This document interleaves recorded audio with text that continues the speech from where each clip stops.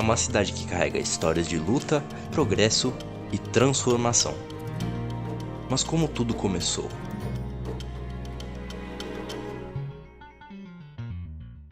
Durante a exploração do sertão sorocabano há 107 anos, no dia 14 de setembro de 1917, se iniciou a formação de Presidente Prudente, quando mineiros vieram para a região em busca de terras boas para a lavoura. A região era habitada por indígenas da etnia Guarani, que eram divididos em 3 tribos: Kaiowás, Chavantes e Caingangue. Com a invasão das terras, os indígenas enfrentaram várias batalhas para defender seus territórios, mas foram derrotados, recuando gradualmente para o Mato Grosso e Paraná. Assim, suas terras foram sendo ocupadas por poceiros, sendo José Teodoro de Souza um dos primeiros a chegar por volta de 1850. Alguns primeiros habitantes de Presidente Prudente vieram para a região foi para fugir de convocação de tropas para a Guerra do Paraguai. O coronel Francisco de Paula Goulart foi um dos pioneiros mais destacados para a fundação de Presidente Prudente, onde em setembro de 1917 organizou um grupo de companheiros que partiu de Campos Novos do Paranapanema em direção à Indiana.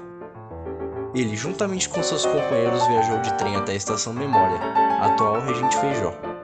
E como não havia trem disponível para continuar o percurso, seguiu a pé a estrada boiadeira até o alto do Tamanduá, próximo à estação que estava sendo construída para se tornar a de Presidente Prudente. Goulart chegou a essa região no dia 14 de setembro de 1917, com a intenção de tomar posse juntamente com seus irmãos da fazenda Pirapó Santo Anastácio, que havia herdado da família, e se tornaria fazendeiro loteando terras destinadas ao cultivo de café. Goulart, com o apoio de sua esposa e com uma ampla visão empreendedora, adquiriu grandes extensões de terras na região e decidiu colaborar para a fundação de um núcleo. Assim, o destino escolhido para implantar a semente foi um ponto específico que fazia parte do que restava da antiga fazenda Pirapó Santo Anastácio. Naquela época, a área ainda era coberta por mata e a estrada boiadeira, além de abrigar tribos indígenas e alguns poceiros, contava também com uma equipe da Estrada de Ferro Sorocabana, que estava colocando os trilhos sob a supervisão do engenheiro João Carlos Fairbanks.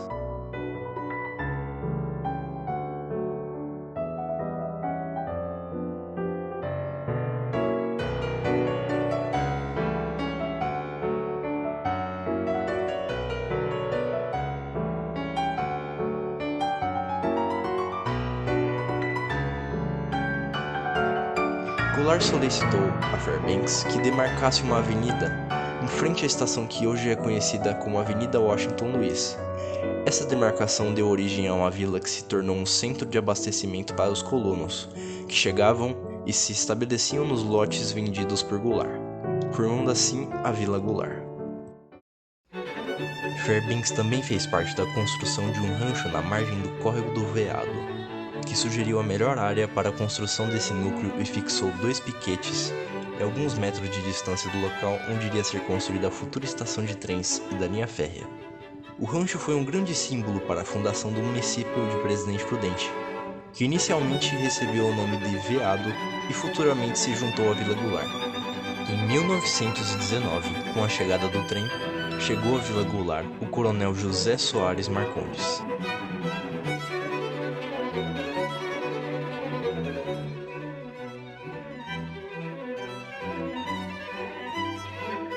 Recebeu do Sr. Amador a gleba Montalvão para criar um segundo núcleo urbano.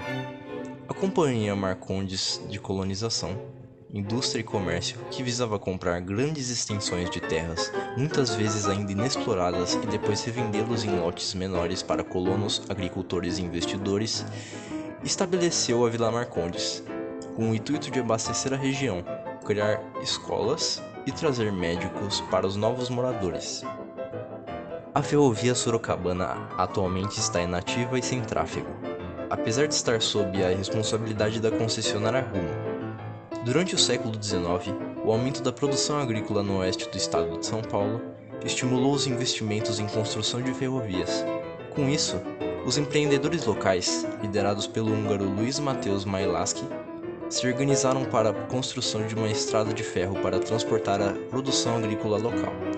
O algodão era uma das principais atividades econômicas de Sorocaba em meados do século XIX. No caso da estrada de ferro sorocabana, foi um grande propulsor de seu surgimento.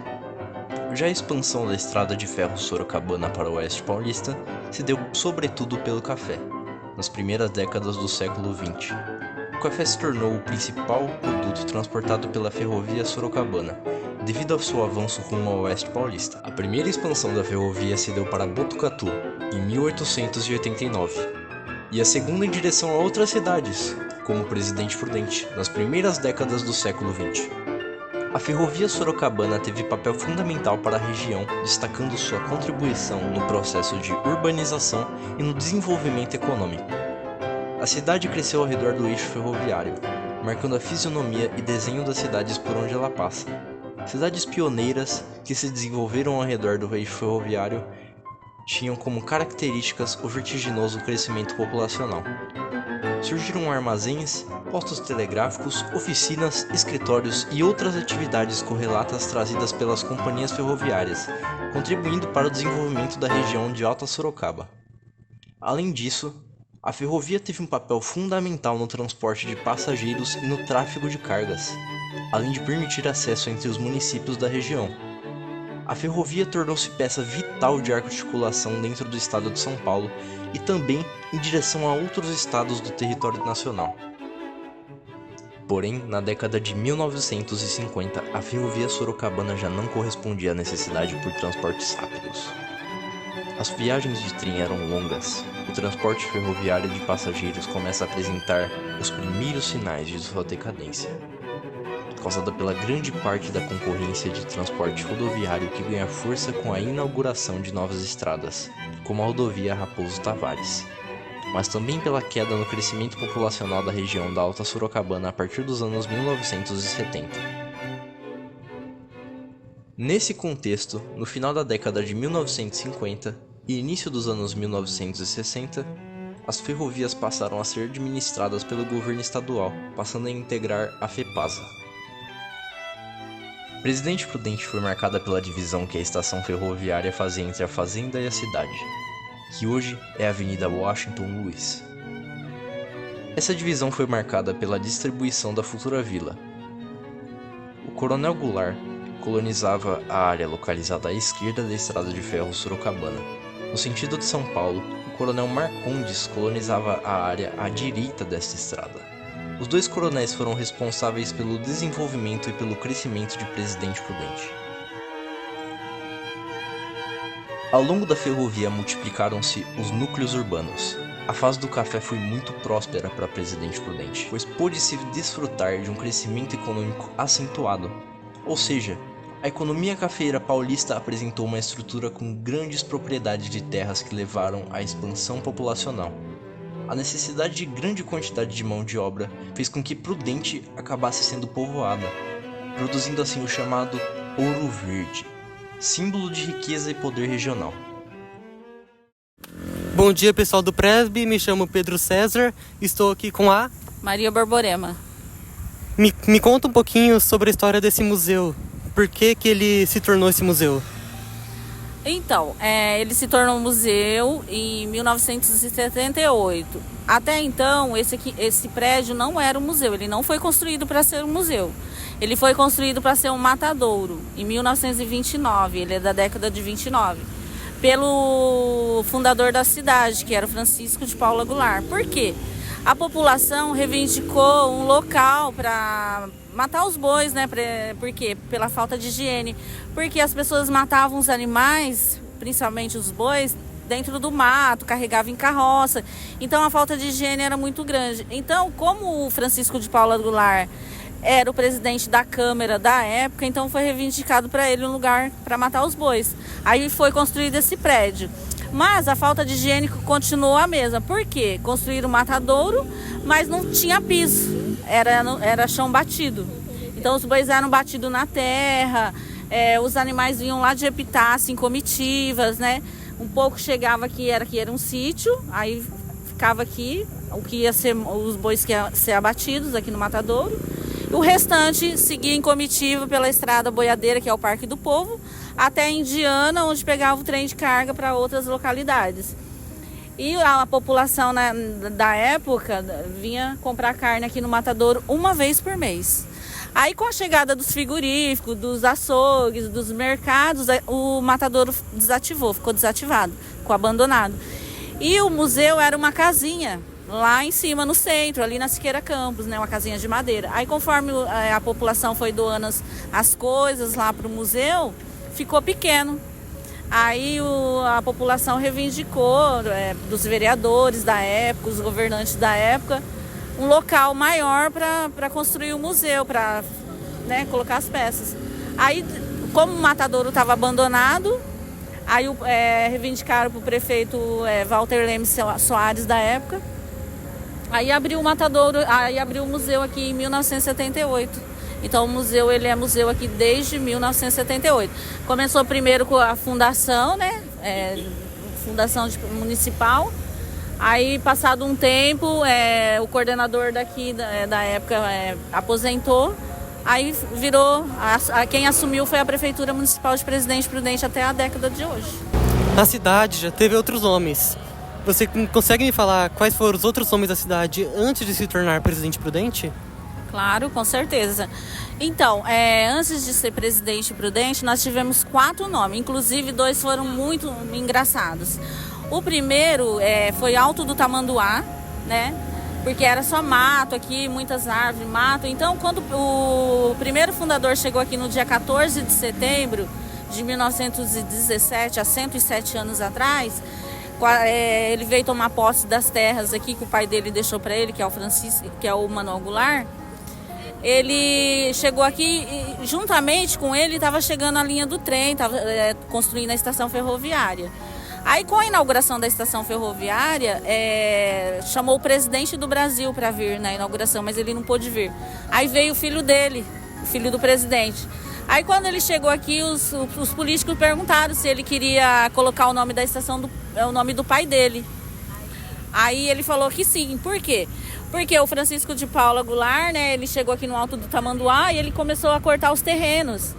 E aí ele formou, quando ele começou a vender os terrenos e começou a construir a vila, então ele colocou o nome dele de Vila Goulart. Esse foi o segundo nome, primeiro Alto do Tamanduá e Vila Goulart. Aí 2 anos depois chegou o outro fundador, que é o Coronel José Soares Marcondes, para tomar posse das terras do outro lado da linha, onde é a Vila Marcondes hoje.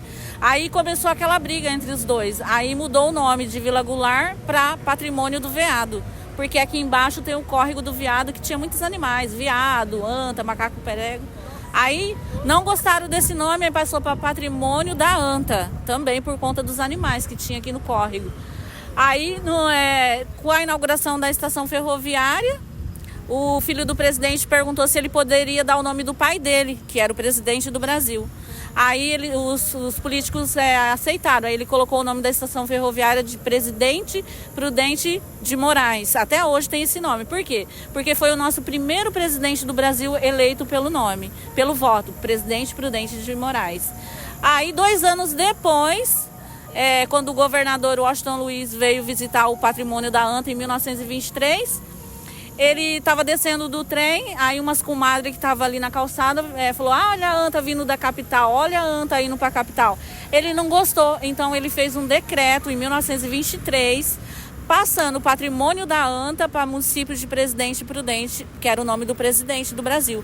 Aí sucessivamente, conforme o trem foi indo nas cidadezinhas aqui vizinhas, foram ganhando o nome de presidente. Presidente Prudente, Presidente Bernardes, Presidente Epitácio e Presidente Venceslau. Só não Santo Anastácio, que tem o nome de santo.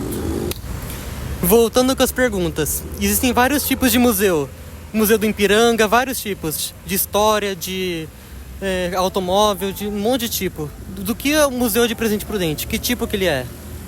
Então, igual você falou, existem vários tipos de museu. Só que o nosso museu é um museu de história. Ele conta a história da nossa cidade. Qualquer objeto que você vê ali, móvel, fotografia, tudo conta a história da nossa cidade, de alguma pessoa ou de algum lugar. Então, o nosso museu é um museu de história. Conta sobre a ferrovia, na estação ferroviária. Ali tem uma mesa, alguns talheres, que é do primeiro bar, que era o Bar Cruzeiro do Sul, que deu origem ao Café Cruzeiro do Sul.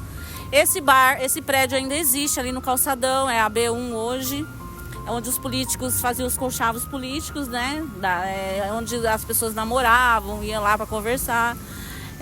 A gente tem o consultório médico completo do Dr. Domingos Leonardo Cerávulo, que foi um médico operador aqui da nossa cidade, que foi 3 vezes prefeito, foi vereador, foi deputado, e hoje o HR tem o nome dele, Domingos Leonardo Cerávulo. A gente tem as peças da Revolução, né, que mais de 1.500 voluntários foram para essa guerra. E a gente tem o nome do calçadão hoje, que é o Tenente Nicolau Maffei, que esse tenente era um homem simples, era um varredor de rua, e ele foi para essa guerra, morreu em combate, e a família recebeu a medalha de tenente, Tenente Nicolau Maffei, que hoje leva o nome do nosso calçadão.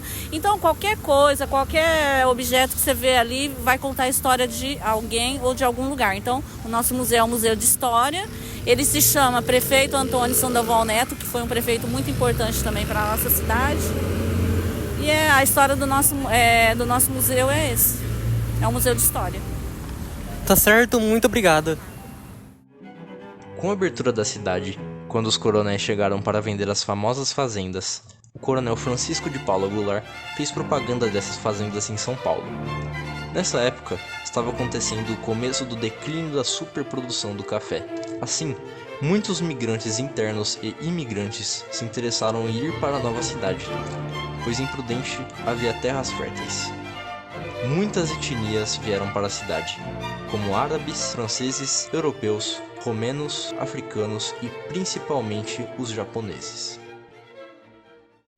Bom dia, pessoal do Presby, eu tô aqui com a nossa entrevistada Liz Harakawa e a gente vai falar um pouco sobre a imigração japonesa aqui no Brasil. Vamos começar perguntando para a Liz o porquê da família dela veio aqui, saiu lá do Japão e veio aqui para o Brasil. Bom, a minha família ela é constituída só por japoneses, tanto por parte de mãe quanto por parte de pai. Então eu sou descendente, assim, dessas duas ramificações da minha família.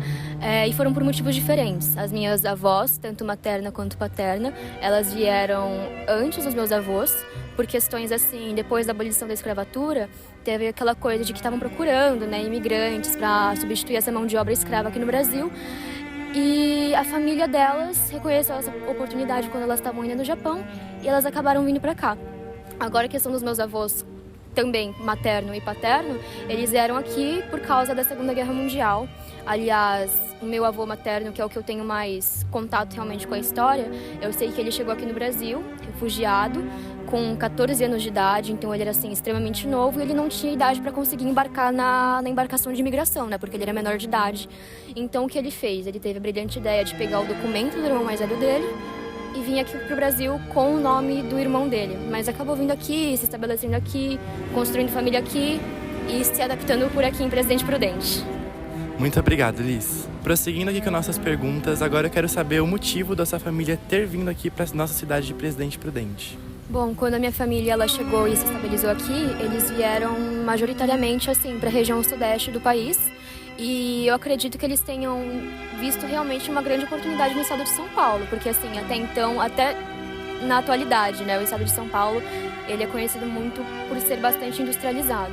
Então, naquela época, os imigrantes japoneses, eles se dividiram entre o estado de São Paulo, por questão da industrialização, e o norte do país, por causa da questão das seringueiras, né, também da borracha, mas a minha família resolveu vir aqui para São Paulo. E especificamente Presidente Prudente, acredito eu que seja porque eu acho o interior de São Paulo muito mais tranquilo do que a capital. Então eu acho que tenha sido uma cidade de melhor adaptação. Então muitos asiáticos, muitos japoneses também vieram para cá. E eu acho que assim, é importantíssimo se manter em contato com a sua cultura, principalmente quando você está vindo para um lugar que é tão diferente de onde que você nasceu. E agora a pergunta que não quer calar, Liz. Quais foram os principais desafios para a sua família se adaptar aqui na cidade de Presidente Prudente? Bom, eu acho que assim, o mais claro, né, o mais óbvio, os principais aspectos de dificuldade para se adaptar aqui em Presidente Prudente foi a questão cultural, porque o Brasil, né, e o Japão são países completamente distintos, não só em questão de cultura, mas assim, na maneira de se comportar. Mas, apesar disso, eu acredito que não tenha sido o ponto mais efusivo nessa questão, por causa que aqui em Prudente a gente tem comunidades japonesas muito bem consolidadas, tanto que até hoje a gente tem muitos eventos que acontecem, assim, recorrentemente, tipo Bon Odori, Hanamatsuri, é bem interessante, aliás.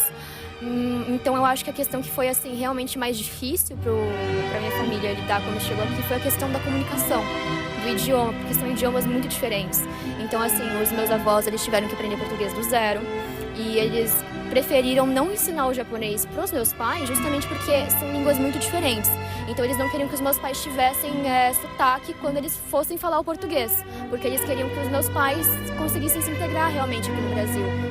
E eles tinham bastante medo em relação a isso, por causa que, pais imigrantes, como que a gente vai lidar com a educação deles, a comunicação, com a criação e tudo mais. Então eles falaram assim, não, eu prefiro que os meus filhos tenham uma boa pronúncia, uma boa comunicação no português, porque realmente é um idioma muito difícil, muito distinto.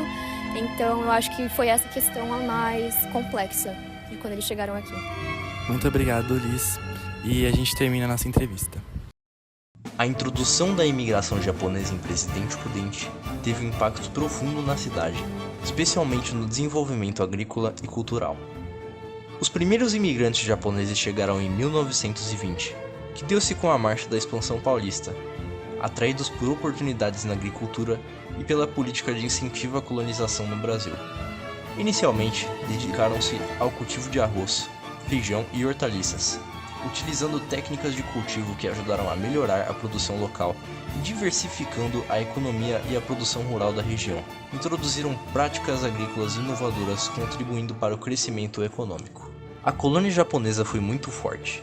Os japoneses foram importantes para todo o desenvolvimento da cidade. Durante as guerras, eles produziram e cultivaram, em Presidente Prudente, o óleo de menta, onde na bandeira o ramo representa a hortelã produzida pelos japoneses da época. A Praça das Cerejeiras, um dos principais patrimônios arquitetônicos de Presidente Prudente, onde abriga importantes símbolos orientais, foi construída para homenagear a população Nisei, descendente de japoneses que prestaram valiosas contribuições ao desenvolvimento da região. Também, o cemitério da colônia japonesa, localizado em Álvares Machado, é outro monumento que presta homenagem para todos os anos de solenidade Shokonsai, contando a uma cerimônia aos imigrantes japoneses na abertura da cidade. A cidade recebe imigrantes até nos dias atuais e refugiados da Venezuela, Haiti e Cuba. Esses vêm para a cidade em busca de uma melhor condição de vida e contam com o auxílio do Projeto Semear, que oferece aulas de português, auxílio na elaboração de currículo, parceria com o balcão de emprego da cidade, fornecimento de cesta básica e auxílio financeiro para esses imigrantes e refugiados. A partir da década de 50, a agricultura passou a ter papel secundário em relação à pecuária de corte, com a expansão da criação de gado e de áreas de pastagem, e também em relação à indústria. Antes do surto de industrialização no município, existiam estabelecimentos de indústria de pequeno porte no período de 1929 a 1937. Os setores que atuavam naquela época eram os seguintes: fábricas de bebidas, matadouros, atividades artesanais, entre outras. Todas se originaram de capitais modestos de seus fundadores. O desenvolvimento do setor industrial prudentino estende-se entre o período de 1930 a 2004. Pode ser classificado em duas fases. A primeira fase foi caracterizada pelo predomínio de capital externo, enquanto na segunda assiste-se à proeminência de capital local. Entretanto, a cidade não se industrializou de fato, mas a partir da década de 60, observou-se um intenso avanço da urbanização no município e um retrocesso de suas atividades agrícola e industrial. Nesse contexto, que emergiu e se disseminou um discurso desenvolvimentista industrial, que colocou a industrialização como a única alternativa para promover o desenvolvimento econômico e social da cidade. Esse discurso é utilizado ainda hoje pelos políticos locais como plataforma eleitoreira. Contudo, os empresários locais não investiam no setor industrial da cidade, e sim no setor agropecuário e imobiliário urbano, em virtude da facilidade de ganhos monetários e do baixo risco financeiro. As atividades econômicas ligadas ao comércio e serviços intensificaram no município a partir da segunda metade da década de 80. A primeira área que concentrou as atividades comerciais foi o centro da cidade. O quadrilátero formado pelas avenidas Washington Luiz, Manuel Goulart, Coronel Marcondes e Brasil constitui um nó dessa estruturação. Nesse espaço ocorre a presença de uma centralidade única, formada pela concentração de usos, comércio e serviços. No comércio, destaca-se a atuação do ramo de comercialização de eletrodomésticos, com o aumento do número de filiais de algumas empresas em cidades médias. Na prestação de serviços, dispõe-se de agências bancárias e áreas administrativas e financeiras, sobretudo nas ruas Tenente Nicolau Maffei e Barão do Rio Branco. Há também uma grande presença de serviços médicos na Avenida Washington Luiz e na Avenida Brasil localiza-se uma grande variedade de estabelecimentos destinados a automóveis. Seguindo os eixos, os shopping centers estão relacionados às novas estratégias de ocupação urbana. Eles são símbolos da modernização que antes era restrita à metrópole. No município destacam-se 2 subcentros, do Jardim Bom Giovanni e o da Coab. E, no decorrer dos anos 1990, o do conjunto habitacional Ana Jacinta. Os subcentros surgiram para atender uma população restrita territorialmente às áreas residenciais próximas, apenas uma parte da cidade. Olá pessoal do Presb, estou aqui com a Maria Francisca, minha avó, e ela vai contar como que era a cidade de Presidente Prudente na infância dela, as coisas que ela lembra, eventos. E a primeira pergunta é: o que a senhora lembra de coisas importantes, de como era a cidade aqui de Presidente Prudente quando a senhora era jovem? Quando eu era jovem, a cidade aqui não é como é hoje, né? Não tinha ônibus, não tinha esses mercados grandes, não tinha onde a gente passear. O único local que tinha era a praça. A gente ia passear na praça, que a gente falava que era o fute, para fazer amizade, para paquerar. Então, eram essas coisas. E também não tinha ônibus, a gente subia a pé. Eu morava no São Judas Tadeu, para vir até o centro, a gente vinha a pé, não tinha ônibus. E era a maneira da gente se divertir. Tinha 4 cinemas, era o João Gomes Presidente e o Ouro Branco e o Coral, que era no Jardim Aviação, que a gente ia, e eu gostava muito daquela época, gostava mesmo. Que bom, muito legal. Prosseguindo as perguntas, agora, a senhora lembra de algum fato histórico importante que marcou a cidade de Presidente Prudente? Sim, na época, eu não me lembro o ano, foi a morte do prefeito Florivaldo Leal, que marcou muito a cidade, a região. Ele foi morto pelo próprio funcionário na rampa da prefeitura, então foi uma coisa que marcou, chocou a cidade, que naquela época era difícil a gente ouvir esses tipos de acontecimento. Então eu era criança, foi uma coisa que me marcou muito. Interessante. Bom, agora nossa última pergunta diz pra gente alguma atividade ou lugares, eventos que eram muito populares na época, que a senhora frequentava e que marcou também a sua história. E o que me marcou foi, naquela época tinha um concurso Bonequinha do Café, e eu participei do concurso, e também a escola de samba, que era a escola de samba que tinha aqui em Presidente Prudente, Bico de Ouro, a do Sombrinha, a Unidos Jardim Paulista e outras. E eu desfilava, minha família toda, até minha mãe desfilava na escola de samba. Inclusive eu saí na revista do Paulo Lima e me marcou, gostava na época, era a nossa diversão, entendeu? E também uma coisa que na minha infância eu gostava muito era a ferrovia, que a gente viajava de trem, tinha o trem de luxo, Ouro Verde. E quando a gente chegava aqui na estação ferroviária, não tinha táxi, era charrete. Então a gente descia do trem e ia pegar charrete para nós ir para casa. Então era coisa linda mesmo naquela época. Que legal, muito obrigada, vó. Foi muito interessante saber dessa história aqui de Presidente Prudente. E agora vamos prosseguir com o documentário. Olá Olá, pessoal do Presby, tudo bem? Eu tô aqui com a Maria José, mais conhecida como Dedé, e também vó da nossa amiga Larissa, e ela vai contar um pouquinho da história dela pra gente, tá bom? A primeira pergunta que a gente vai fazer pra você é: por qual motivo você veio pra Presidente Prudente? O que eu vim para Prudente foi na época que o meu tio foi visitar o meu avô, que ele estava muito doente. E aí, chegando na Bahia, ele gostou de mim, gostou do meu desenvolvimento, que ele pedia para fazer as coisas. Eu fazia, era as coisas que ele gostava, que ele estava com saudade também, né? Aí eu fazia para ele tudo, aí ele me convidou se eu não queria vir morar aqui em Prudente com ele. Aí eu queria vir, mas meu pai não queria deixar. Aí a minha mãe, como a minha mãe já tinha vindo aqui, ela falou: não, minha filha, vai, porque eles são muito bons, você vai se sentir bem lá, você vai ser feliz lá, pode ir. Aí nós viemos, o resto da família vieram de carro, que eles tinham de carro, todo mundo, vieram de carro, e eu vim de ônibus com meus tios para cá. Como era a cidade quando você chegou aqui? Era bem diferente da agora, né? Muitos lugares agora que você vai, que você vê bem desenvolvido, naquela época não era. Não tinha, por exemplo, aqui na Maristela, era tudo de muitas ruas de terra ainda.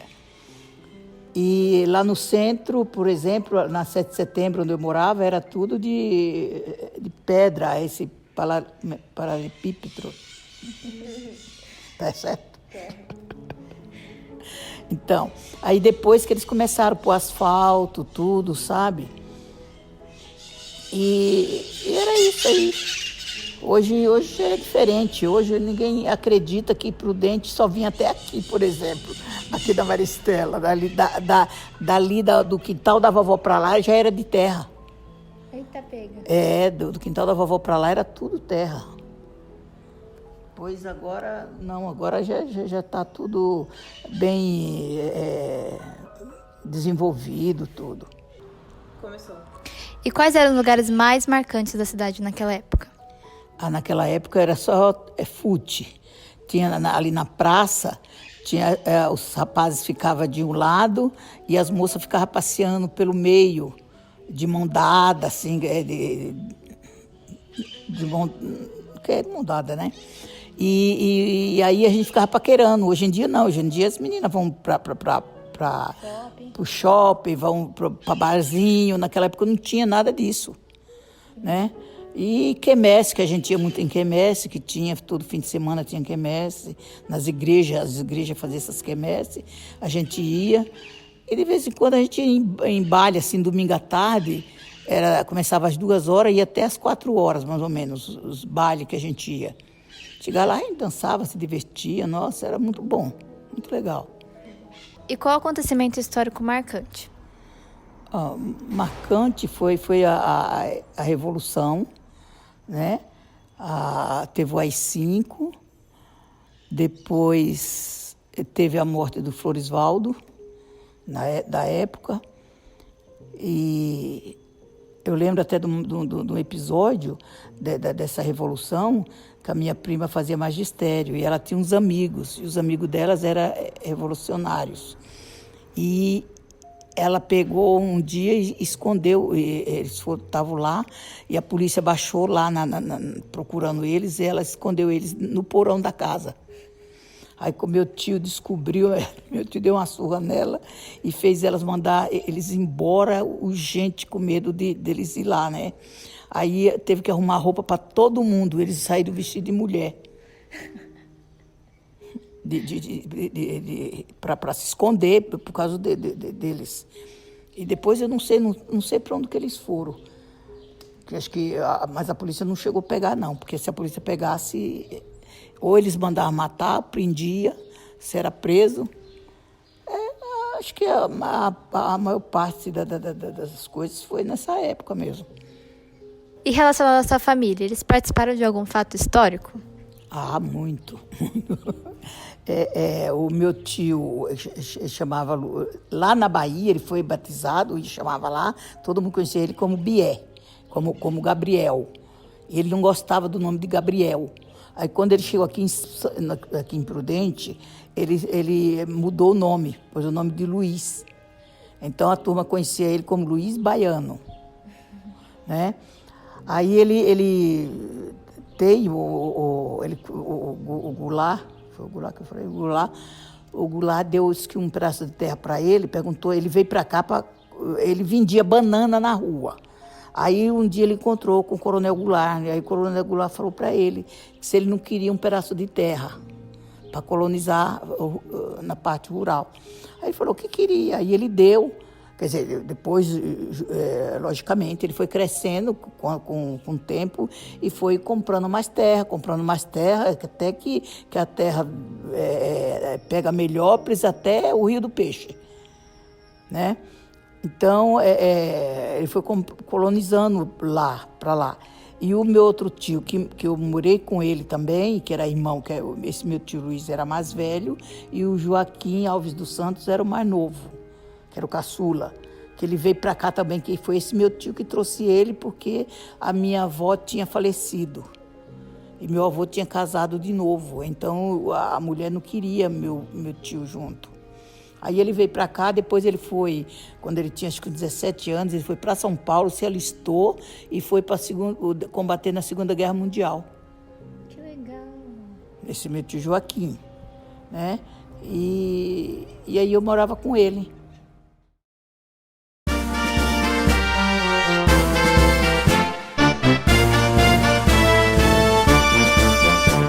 Louvores a Marcondes Aguilar, que aqui vieram